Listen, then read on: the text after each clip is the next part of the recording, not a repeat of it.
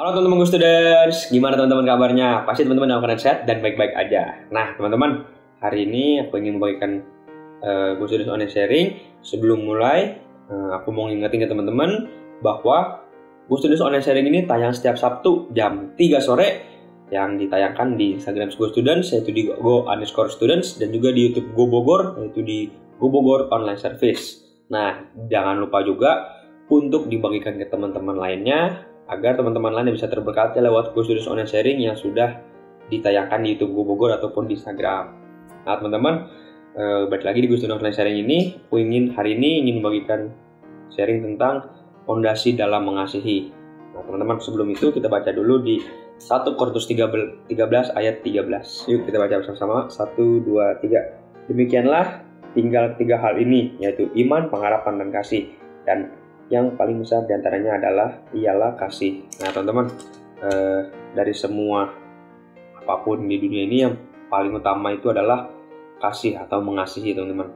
Nah tentu kita sebagai manusia perlu mengasihi teman-teman, apalagi kita mengasihi Allah atau Tuhan. Nah teman-teman, sebelum mengasihi Tuhan atau Allah, kita harus mengasihi sesama dulu teman-teman. Nah itu yang pertama itu ada di 1 Yohanes 4 ayat 20. Yang paling penting itu adalah yang pertama, kita harus mengasihi keluarga kita dulu teman-teman.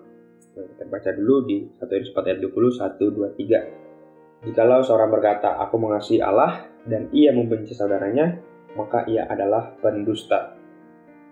Karena barang siapa tidak mengasihi saudaranya yang dilihatnya, tidak mungkin mengasihi Allah yang tidak dilihatnya. Nah teman-teman, maksud dari ayat ini adalah yang aku dapat bahwa kita itu pertama harus saling mengasihi teman-teman, harus mengasihi keluarga kita yang terdekat dulu atau lingkungan kecil kita. Nah baru kita bisa mengasihi Tuhan Allah. Kalau kita tidak bisa mengasihi keluarga kita atau anggota keluarga kita, pasti kita tidak bisa mengasihi Tuhan Allah.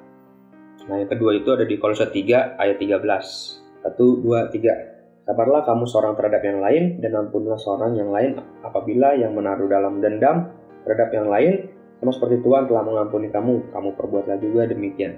Nah teman-teman, yang kedua ini kita harus bisa mengasihi sesama kita, bukan di dalam keluarga gitu teman-teman, atau di lingkungan kehidupan kita sehari-hari. Nah apabila kita dapat mengasihi lingkungan kerja atau lingkungan belajar kita atau lingkungan di luar keluarga, kita pasti bisa mengasihi Tuhan Allah. Dan apabila kita bingung gitu teman-teman bagaimana cara mengasihi sesama, itu adalah dengan cara mengampuni teman-teman. Cara mengampuni itu adalah cara paling ampuh dalam kita bisa mengasihi sesama, karena sebelum kita mengampuni orang lain, Tuhan telah mengampuni kesalahan kita. Nah pertama-tama teman-teman, aku mengingetin bahwa ada 2 fondasi dalam mengasihi. Yang pertama itu kita harus mengasihi anggota keluarga kecil kita dulu teman-teman.